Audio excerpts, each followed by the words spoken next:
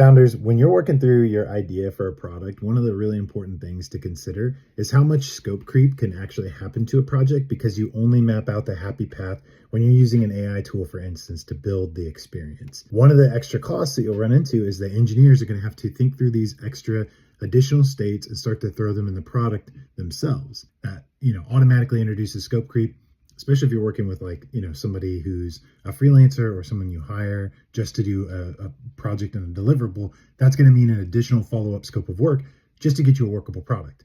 Now, I know this is going to come as it's going to feel like it's an additional cost, but think of it this way.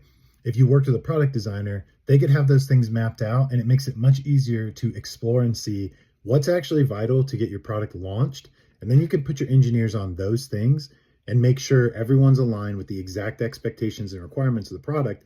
So that way you save money because you're not engaging in additional scopes with the engineers to build functionality because you agreed on it before you went to scoping.